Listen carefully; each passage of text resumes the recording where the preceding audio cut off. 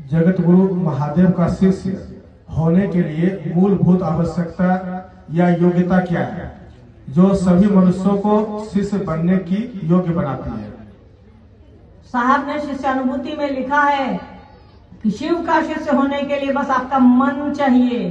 जैसे खाना बनाने के लिए चावल, दाल, नमक, तेल सब रख लीजिएगा, पर अगर दिया सलाई नहीं रहेगा, माचिस नहीं रहेगा तो खाना नहीं बनेगा, क्योंकि आपको आग चाहिए खाना बनाने के लिए। तो शिव को अपना गुरु बनाने के लिए या कोई भी संबंध बनाने के लिए आपको मन चाहिए। आपका मन करता है ना कि आज जाएं, वही मन चाहिए। जैसे हमारा मन करता है ना कि आज हम खाना नहीं खाएंगे, वही मन चाहिए कि शिव को हम अपना बनाएंगे, शिव का हम काम करेंगे। बस आपके मन की जरूरत है।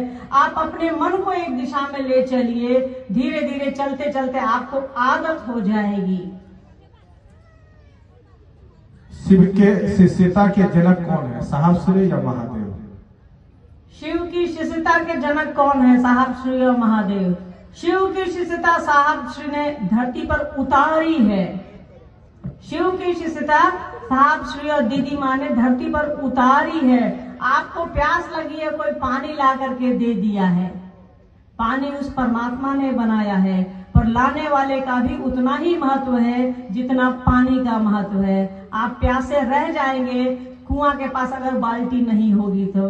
यही महत्व है साहब और दीदी का शिव की शिष्यता में। शिव है, उनकी शिष्यता उनके साथ है, पर धरती पर कौन उतारा है ये समझने की जरूरत है। अभी हमको और आपको प्यास लगी है, पीछे से भाई साहब ने पानी दिया है, तो देने वाले का भी उतना ही महत्व है। अगर वो नहीं देते तो हम खांसते और आपसे बात नहीं कर पाते।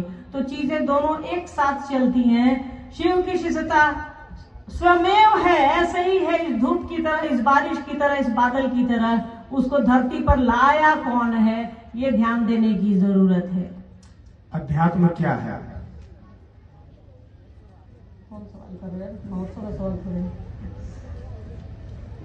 अध्यात्म क्या है? ये बस आपका मन है। आपके मन में जो चलता है वो अध्यात्म है।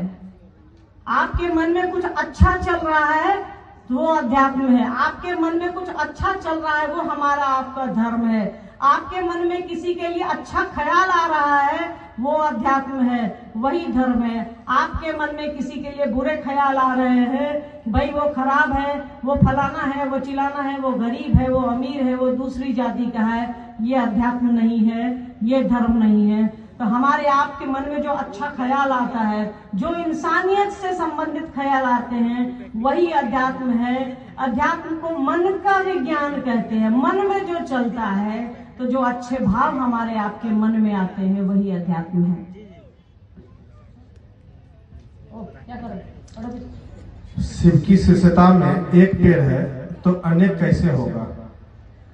शिव की शिष्यता में एक पेड़ है तो अनेक पेड़ है, पेड़ कैसे होंगे भाई? ये तो छायावाद का सवाल है। हिंदी का कोई प्रोफेसर और टीचर भेजा है क्या? एक पेड़ है, अनेक पेड़ कैसे होंगे? आप क्या हैं? यहाँ इतने लोग हैं, यहाँ साहब दीदी एक से अनेक हुए। साहब ने अपनी किताब में लिखा है ना कि उस परमात्मा ने इच्छा की और एक से अनेक हो गया, एको हम बहुश्याम। परमात्मा एक है, उसने इच्छा की, धरती बन गई, हम आप हो गए। साहब एक, धरती पर शिव के शिष्य, उनसे हम आप करोड़ों हो गए। साहब एक और दीदी माँ एक, उनसे हम आप 5-6 करोड़ हो गए। आज हम आप अगर 1 करोड़ भी मानिए, उससे कितने अरब हो जाएंगे?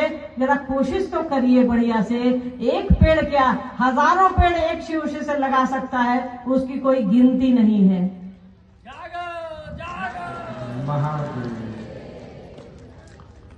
शिव की शिष्यता 2 धारी तलवार है, समझाने का प्रयास करें। देखिए, शिव की शिष्यता 2 धारी तलवार है। वाक्य पर नहीं जाइएगा, ठेठ भाषा में समझिए।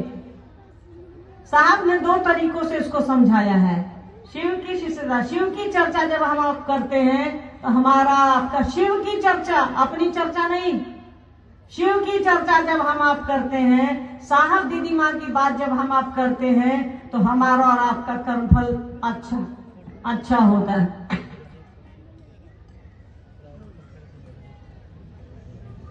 तो साहब और दीदी माँ या महादेव की बात जब आप दूसरों से करते हैं तो आपका और हमारा दोनों का कर्म फल अच्छा होता है। ऐसे समझिए, आप जब गुड़ के पास, चीनी के पास रहिएगा या अभी धूप लग रही है ना, आग जलाते हैं घर में हम आप, तो सबको लगती है कि नहीं? यहाँ कहीं आग जला दिया जाए या धूप निकली है तो सबको लग रही है। तो वैसे ही जब आप महादेव की बात करेंगे या साहब दीदी माँ की बात करेंगे तो वैसे ही दूसरों तक उसका परिणाम अच्छा जाएगा। तो एक तो ये हो गया कि इससे आपका फायदा है, दूसरा ये होता है जिसको हम आप सुना रहे हैं उसका फायदा होता है। और साहब ने ये कभी नहीं कहा कि शिव की शिष्यता दुधारी तलवार है, साहब ने कहा कि शिव की चर्चा दुधारी तलवार है। इसको थोड़ा समझने की जरूरत है। शिव की चर्चा हम आप किसके लिए कर रहे हैं ये समझिए। अगर अपने लिए कर रहे हैं तो अच्छी बात है, अगर ये सोच करके कर रहे हैं कि भाई हम शिव चर्चा करने आए हैं, 1 लाख 1.5 लाख की भीड़ में बोल रहे हैं, मेरा बड़ाई हो रहा है, मेरे लिए ताली बज रहा है, तब वो चर्चा आपके लिए घातक है। आप शिव की चर्चा अपने मन के लिए कर रहे हैं, साहब दीदी माँ के लिए कर रहे हैं, महादेव के लिए कर रहे हैं, तो उसका परिणाम अच्छा होगा। पर शिव की चर्चा अगर हम अपने लिए कर रहे हैं, पैसे के लिए कर रहे हैं, प्रतिष्ठा इज्जत के लिए कर रहे हैं, उसका परिणाम घातक होगा। तो ये थोड़ा इसको ठीक से समझना होगा। शिव की शिष्यता दुधारी तलवार नहीं है, शिव की शिष्यता तलवार भी नहीं है। साहब ने कहा है शिव की शिष्यता तो प्रेम है, वो एक तरह से गुलाब की तरह है, वो एक तरह से खुशबू की तरह है जो सबको महकती है और उसको खुश करती है। शिव की शिष्यता किसी को दर्द नहीं देती, शिव की शिष्यता किसी को काटती नहीं है। ठीक है, 12 दाने का कंगन पहनना जरूरी है, कितना समझा? देखिए एक सवाल है 12 दाने का, बढ़िया सवाल है। 12 दाने का कंगन पहनना जरूरी है। अगर आपकी इच्छा है तो पहनिए, और हमको लगता है हाथ में पहनते हैं तो अच्छा ही लगता है, खराब तो नहीं लगता होगा किसी को, पहनिए। और इसका अपना भी महत्व है। लकड़ी है, लकड़ी तो हमेशा अच्छी होती है, ठीक है। और देखिए जब हमको और आपको जाना तो इस लकड़िए पर एक दिन बासे पर जाएंगे, तो अब ये सब पहन लेते हैं चलिए मैं मजाक कर रही थी, पर ये लकड़ी है, अच्छी चीज है। शास्त्र कहते हैं कि ये शुभ है, और शिव के साथ जो भी चीज जुड़ी है वो कभी अशुभ परिणाम नहीं देती, वो कभी खराब परिणाम नहीं देती। तो मन करे तो पहनिए, अच्छी चीज है। आओ चले शिव की ओर तथा अनमिल आखर, दोनों पुस्तक सभी लोग को लेना जरूरी है क्या? अगर जरूरी है तो क्यों? कृपया दीदी समझाने का प्रयास करें। देखिए ये सवाल आपका व्यक्तिगत है। अब किसी भाई साहब से हम कहें कि मैं साल में 5 बार आपको बुसट खरीदना जरूरी है क्या? अच्छा नहीं लगेगा ना। अब किसी गुरु बहन और दीदी और चाची काकी नानी से हम कहें, या किसी कम उम्र की किसी लड़की से कहें, या जो छोटी बहनें हैं उनसे कहें कि आपको महीना में साल में 5 साड़ी खरीदना जरूरी है क्या? तो ये अच्छा नहीं लगेगा। ये आपका व्यक्तिगत है, ये आपका फायदा है। आप उसको खरीदेंगे तो आपका मन अच्छा होगा, आपके विचार अच्छे होंगे, और साहब दीदी के बारे में आपको जो सही सूचना है वो मिलेगी। ये ध्यान रखिएगा, हम आपको इधर उधर कुछ सूचना दे सकते हैं, कोई और दे सकता है, पर जो किताबें हैं, जो अक्षर है, वो आपको गलत सूचना नहीं देती है। तो अगर आपके पास सामर्थ्य है तो पढ़िए, खरीद करके पढ़िए। बाकी ये तो व्यक्तिगत है, आप तय करिए। नमः शिवाय से प्रणाम। माला विधि द्वारा हम लोगों को ढककर करना चाहिए या ऐसे लोग कहते हैं, क्या सही है? कृपया समझाइए। देखिए हम लोग जानते हैं, सुनते आए हैं, हजार साल लोग कहता है कि माला को ढककर करनी चाहिए। अगर आप रुद्राक्ष की माला कर रहे हैं या उंगलियों पर कर रहे हैं तो ढककर कर सकते हैं, क्योंकि लोगों को यही करते देखते हुए आए हैं। तो हमसे भी पूछिएगा। तो बाकी इसका विज्ञान हमको नहीं मालूम है कि ढक करके क्यों करते हैं और क्यों नहीं करते हैं, ठीक है। पर लोगों को देखते हैं कि वो ढक करके करते हैं, तो आपकी जैसी इच्छा है करिए। पर मुझे लगता है कि अब पता नहीं ये कौन सी परंपरा का है, तो इससे कुछ घाटा भी नहीं है। अगर हम उसको ढक लेंगे हाथ को तो इससे कोई नुकसान बाका? कोई नुकसान नहीं है, तो ढक के करिए। गुरु स्वरूप मन में बस जाए साहब दीदी के आशीर्वाद से, परंतु कुछ भाई बहन चर्चा करने वाले को ही गुरु मानने लगते हैं।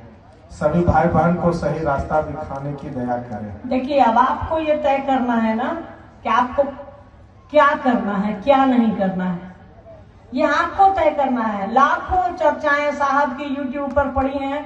दीदी माँ की तो कम है, उस समय इतना तकनीक नहीं आया था जिस समय वो शरीर में थी, पर आप उसको सुनिए और समझिए। साहब ने कहा है, साहब कौन है मालूम है ना आपको? साहब हरिंदर जी और दीदी नीलम आनंद जी ने कहा है कि भाई आप सुनिए सबका, करिए जैसा मैं कहता हूं। तो साहब का समझिए, सुनिए और करिए। हम कुछ भी बोल सकते हैं, आपको कुछ भी सिखा सकते हैं, पर साहब और दीदी माँ धरती पर आपको और हमको शिव का शिष्य बनाने आए हैं, वो बनाएंगे। अब आप मेरा सुनिएगा कि किसी दूसरे का सुनिएगा कि साहब का सुनिएगा, ये आपका व्यक्तिगत है कि आपको एक थाली में पुआ मिला है, पूरी मिली है, खीर मिला है कि करेला मिला है, कि आप क्या खाएंगे? हमसे पूछिएगा तो हम पुआ और हलवा खाएंगे, कोई कहेगा हम सूखी रोटी खाएंगे, तो खाइए। तो जो आपके पास बेहतर चीजें उपलब्ध हैं, तो आप क्यों मेरे पीछे भटक रहे हैं या किसी और के पीछे? हम भी आपको गुमराह कर सकते हैं और कर देंगे। ये दुनिया है, किसी के पीछे जाने की जरूरत नहीं है। बाकी आपका मन है कि आप क्या करेंगे, क्या नहीं करेंगे। शिव के पीछे भागिए ना, साहब दीदी माँ के पीछे भागिए ना, हम तो आपको गुमराह करा देंगे, इधर उधर भटका देंगे आपको। मन क्या है कृपया बताना, कष्ट करें। अभी थोड़ी देर पहले हमने समझाया आपको अध्यात्म क्या है। अभी एक सवाल आया है, मन क्या है। उसी जहां जहां आपके मन में अध्यात्म और अच्छा ख्याल आता है, वही मन है। जो स्थिर नहीं रहता है, वही मन है। हम आप जो सोचते हैं उसके उल्टा जो हो जाता है, वही मन है। सोचते कुछ है, हो कुछ जाता है। अभी मन, शरीर यहाँ बैठा है, मन कहीं और गया है। जो स्थिर नहीं रहे, जो चंचल है, वो हमारा आपका मन है। ठीक है दीदी, आपसे आग्रह है कि सरेला गांव में शिव कार्य बहुत धीमी गति से चल रहा है, आप हमें यहाँ से आशीर्वाद दे दीजिए कि शिव गुरु कार्य आगे बढ़े। देखिए, आशीर्वाद देने का अधिकार तो मुझे नहीं है, आशीर्वाद तो आप सभी लोग देंगे। आप सभी मुझसे श्रेष्ठ हैं। जो सुबह 10 बजे से 9 बजे से हमें पता चला 9:30 बजे 4-5 हजार की भीड़ यहाँ हो गई थी। आप सभी श्रेष्ठ हैं। हम सभी से जो भी हम लोग यहाँ आए हैं आपके बीच में, आप सभी आशीर्वाद दीजिए। अरे भाई, आप कुआं के पास जाइएगा तो कुआं आपको पानी दे सकता है, अमृत नहीं देगा। आपको अमृत देने के लिए साहब और दीदी माँ हैं, उनसे जुड़िए। साहब दीदी माँ को कहिए कि सरकार आप तो हमसे छूट जाइएगा, आप हमको पकड़ लीजिए, हमको आशीर्वाद दीजिए कि शिव की ओर चले।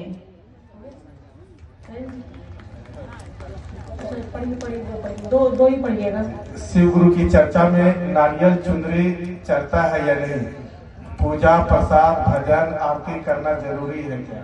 देखिए, आपको शिव की चर्चा में नारियल चुनरी जो मन करे चढ़ाइए, पर उसका फायदा बता दीजिए। जिनका भी सवाल है ये, क्या फायदा है उस नारियल में? आप नारियल को उठा करके फोड़ देते हैं, उससे क्या फायदा है?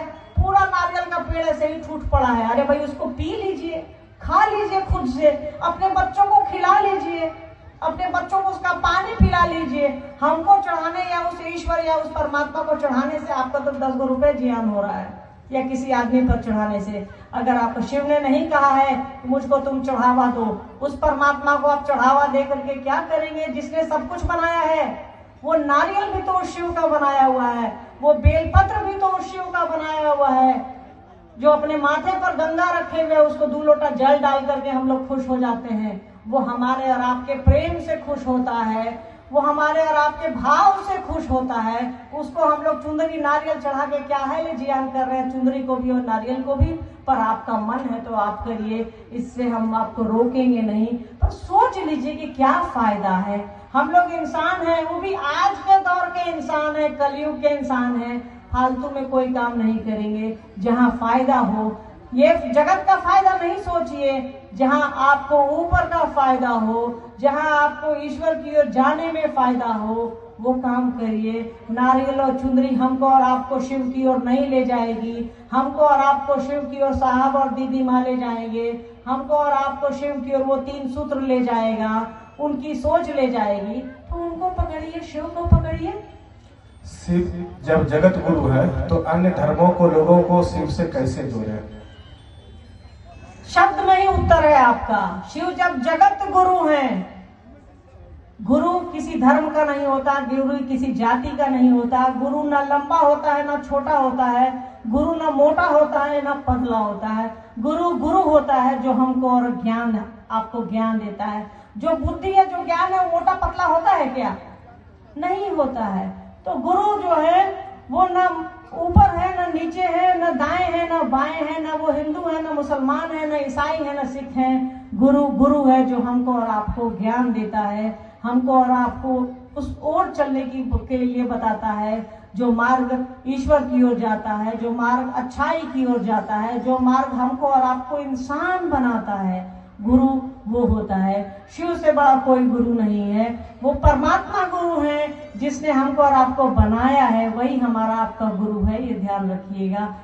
आप सभी शिव का काम करें, साहब दीदी का काम करें, महादेव ऐसी दया करे, साहब दीदी हम सभी पर ऐसा आशीर्वाद दें। हम सभी इतने लोग कोशिश करें कि प्रतिदिन अपने आप को भी शिव शिष्य बनाने की प्रक्रिया में लगे रहें और दूसरों को प्रेरित करते रहें कि शिव के शिष्य बनिए। इससे अच्छा कोई काम नहीं है। अपना काम करिए, शिव का काम करिए। साहब ने कहा है कि शिव शिष्य बनिए और शिव शिष्य बनाइए। ये मत सोचिएगा कि साहब और दीदी माँ हमारी आपकी आंखों से नहीं दिख रहे हैं तो वो नहीं है। वो महादेव हमको और आपको नहीं दिखता है, पर उसी की दया से, उसी की इच्छा से हमारी आपकी सांस चल रही है। तो कभी ये सोचने की गलती कोई ना करे इस धरती पर कि साहब दीदी धरती से चले गए हैं। वो हैं हमारे आपके घरों में, हमारी आपकी खुशियों में, हमारे आपके मन दिल दिमाग में है, बच्चों में है। तो उनको अपना समझिए। वो जैसा कहते हैं वो करने की कोशिश करिए। वो आए ही हैं आपको और हमको शिव की ओर लेकर के चलने।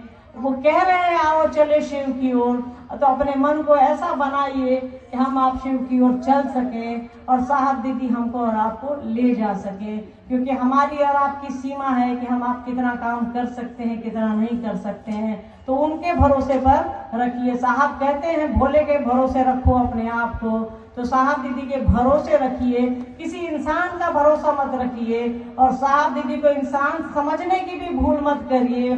वो हमारी आपकी तरह नहीं है। तभी तो महादेव ने उनको कहा तुम जो करते हो दूसरों को कहो। आप सभी के चरणों में हम सभी का प्रणाम स्वीकार करिए और आशीर्वाद दीजिए। प्रणाम। जागे जागे महान